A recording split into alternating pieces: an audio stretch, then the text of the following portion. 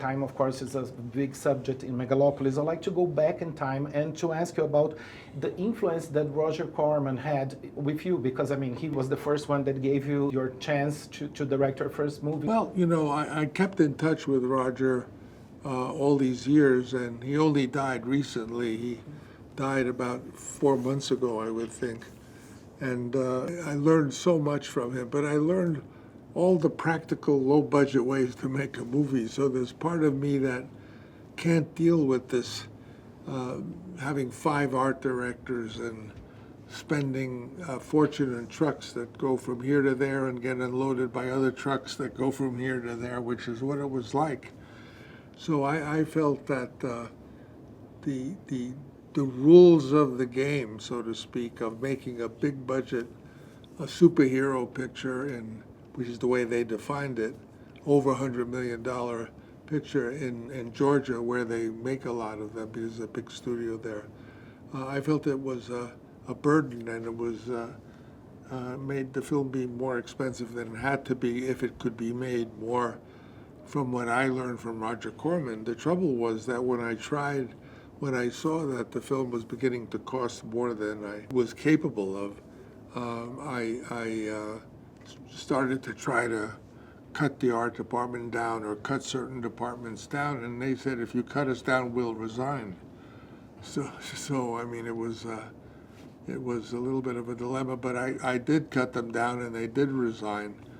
But it broke into 2 sections. The people who were really enjoying making the film, which was the crew shooting as we went to the different locations, and the crew that was holding out in the studio in their offices, complaining about the fact that I wasn't talking to them. But I wasn't talking to them because they had already made it clear that they didn't want to make the same movie I wanted. I used to say over and over again, I'm the only one who knows what the director wants.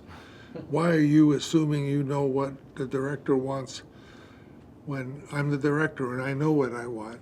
I'd like to ask about your collaboration with the great Milena Canonero, which designed all the fashion from this film. Yes. That is very forward thinking, like they're very curious and amazing design. So how was your collaboration with her? Well, she, of course, I met her originally when she did the Cotton Club, and she did extraordinary clothes for the Cotton Club, and Cotton Club ran into trouble with the financier who felt it was about too many black people and too much tap dancing. And I said, but that's what it's about. How can I?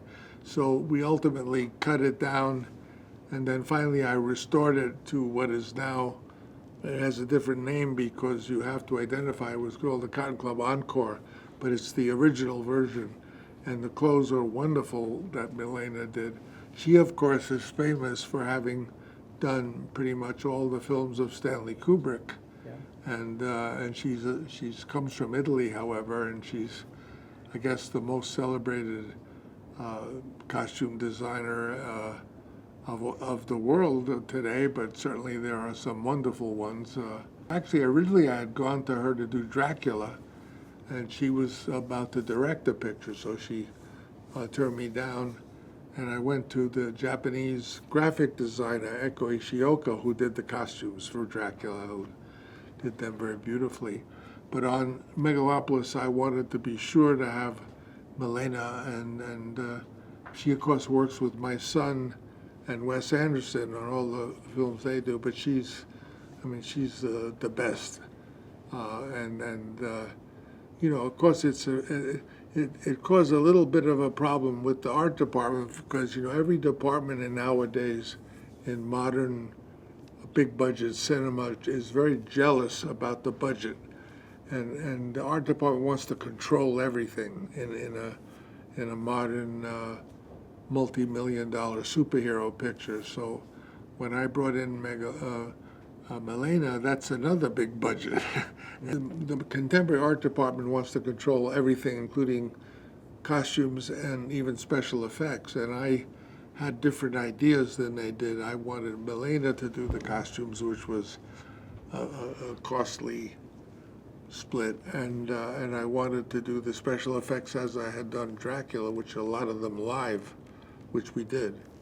You know, the difference is it's not so hard if you have a lot of money to make a sort of movie that all the fans will say is perfect, has good photography, has good art direction, but I didn't want that. I wanted a movie that was more handmade. Even though it was a big budget picture, I liked that Megalopolis. You could see the influence that it was me and not just basically Marvel Pictures or whoever turns those out. Your films are usually some of them are not take some time to turn into classics. You know that. Apocalypse Now is a good example. Exactly, but how do you deal with that? I mean, do you know that you are maybe doing a film from for the future? Let's say, do you think like how audiences are gonna perceive Megalopolis in a few you years? have to ask who are you making it for, and the answer is I'm making it for myself and those friends and colleagues that I know think of cinema the way I do. I know that eventually the general public will more and more understand, but it's a little bit like, and I don't mean this in a derogatory sense, it's a little bit like when you give young people some adult food for the first time and they go, oh, I don't like it, but you know that eventually they're going to love it. So you say, well, okay, you don't have to have it now if you don't want it.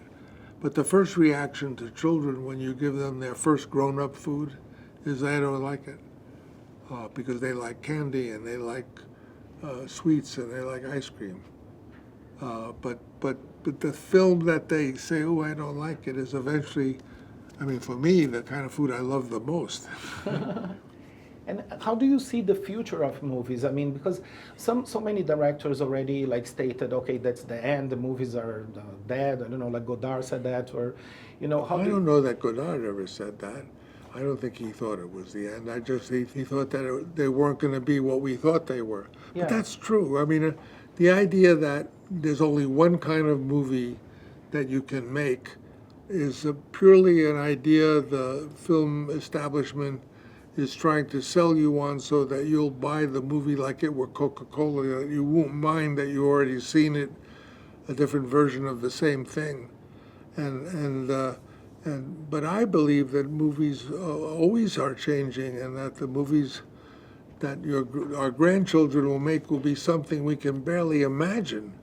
It will be so different, and art will be different, and life will be different, especially now when we're moving exponentially. It used to be that 1,000 years ago we would go back, we wouldn't even be able to speak English because no one was speaking our kind of English. They're all speaking something from Beowulf or something, and society would be so different that we couldn't even imagine it, But 1,000 years in the future is going to happen in 100 years because time is exponential.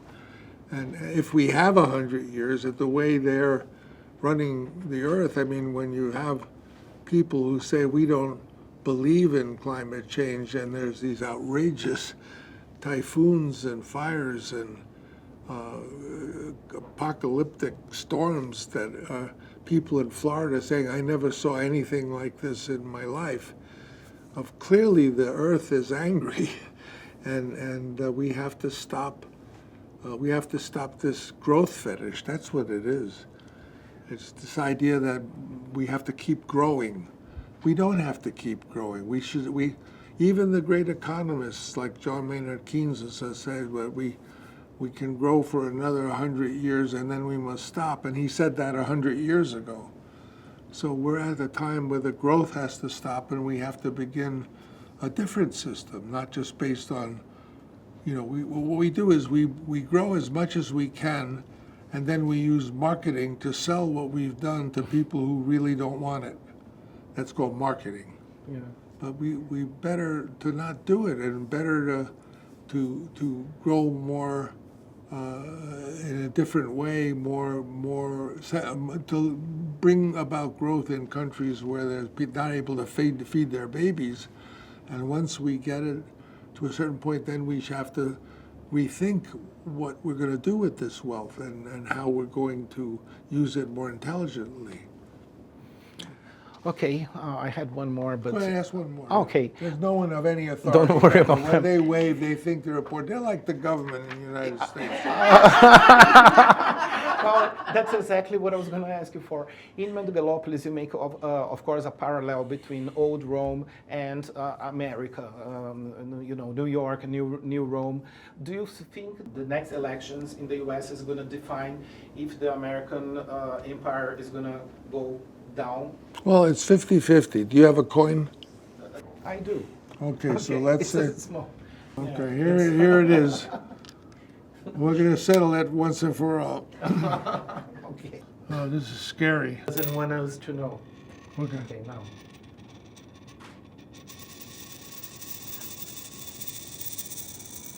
Okay, which one? So, that's the future Oh, of not the good. American. Not good.